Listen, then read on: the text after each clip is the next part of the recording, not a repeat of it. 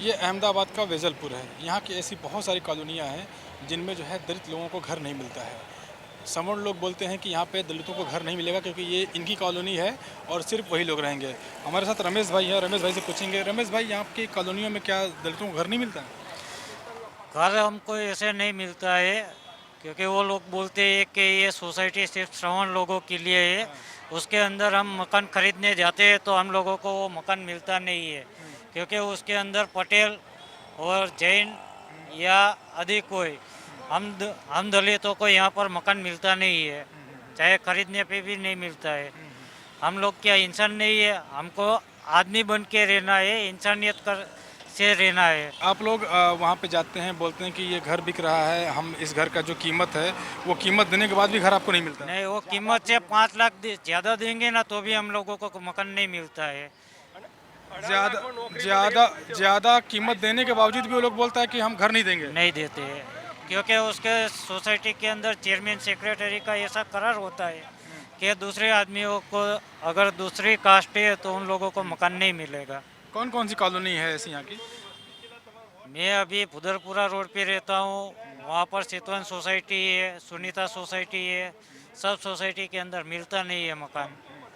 और अगर कोई खरीद भी लेता है तो उसके ऊपर ज़्यादा से ज़्यादा इश्यू होता है कि तुम ये नहीं कर सकते, तुम ये नहीं कर सकते हो।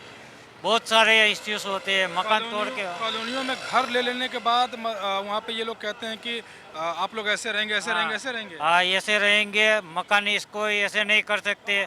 उन लोगों ने बढ़ा के रखा है पर हम लोगों को अगर हमारे मकान के अंदर काम करना होता है तो भी उनकी परमिशन चाहिए, उसके बगैर हम हमारा मकान के अंदर काम भी नहीं कर सकते। मकान को डेकोरेट करना और उसको तोड़वा के अपने हिसाब से बनवाना वो भी नहीं कर सकते आप। नहीं, वो उन लोगों के हिसाब से करना पड़ेगा और हमारे पास लिखित में वो ले लेते हैं ऐसा कि ये ऐसे ही होगा कि हम तोड़ के करेंगे तो आप पहले आपको इस बताएंगे, उसके बाद में हम काम करेंगे और आपको हमको ड्राइंग दिखाओगे, आपका सही होगा तो ही आप काम कर सकोगे। और उन लोगों ने जो बढ़ा लिया है वो कोई देखता ही नहीं है।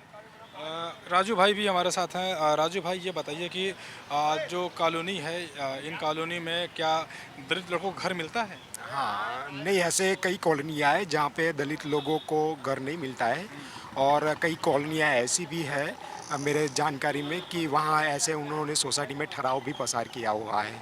बराबर। और मेरा खुद का एक एक्सपीरियंस है, मैं अपना फ्लैट किराए पे देता हूँ, रेंट पे देता हूँ।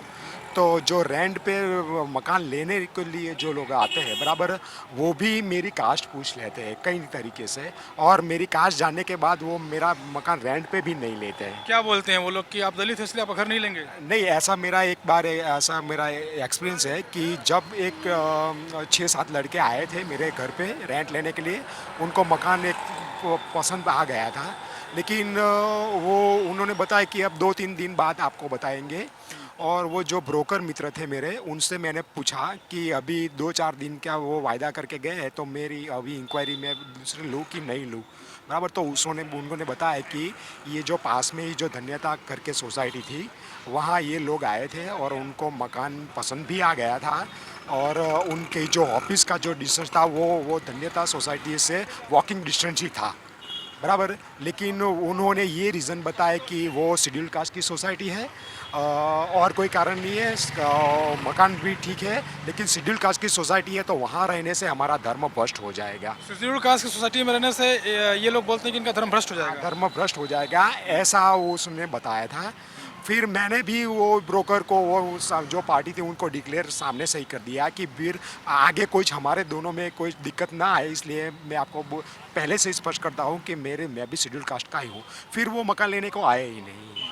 तो आपके यहाँ मकान में कौन लोग रहने आते हैं? आप दलित लोग आते हैं, ओबीसी आते हैं, सवर्ण भी आते हैं? सब आते हैं, लेकिन 1-2 एक्सपीरियंस मुझे ऐसे हुए हैं। सब 1-2 एक्सपीरियंस मेरे ऐसे हुए हैं। रमेश भाई, राजू भाई बता रहे हैं कि इनके यहाँ इनका एक्सपीरियंस ऐसा है कि इनके ये दलित हैं और इनके मकान में जो लोग रहने के लिए आते हैं वो इनकी जाति देख के मकान नहीं लेते।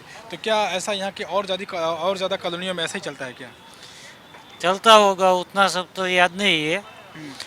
पर इसमें क्या है, रहने में क्या फर्क क्या पड़ता है? जो प्रॉब्लम होता है, अगर हम छोटी जाति के हैं, तो हमारे साथ ऐसा प्रॉब्लम क्यों? हम लोगों को हर जगह पे यही करने का, हम भी कमा सकते हैं। हमारी समाज के पास आज उन लोगों के पास गाड़ियाँ है, बंगला है, हमारे पास भी गाड़ियाँ है, बंगला है। आज हम गरीब नहीं है, हम सब कर सकते हैं। हम एक हो- हम एक होंगे तो हम सब कुछ कर सकते हैं। पूरा हिंदुस्तान हम चला सकते हैं। आपके पास घर भी है, अच्छा गाड़ी भी है, बंगला भी है, उसके बाद भी आप लोग के साथ छुआछूत होता है। होता ही है ना, ये गाड़ी मेरी है, पर होता है ऐसा।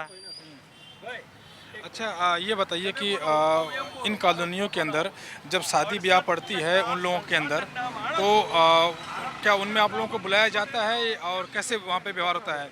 क्या खाने के लिए अलग प्लेट या कुछ इस तरह से? नहीं, ऐसे तो हम ज़्यादातर ऐसे कहीं जाते नहीं है।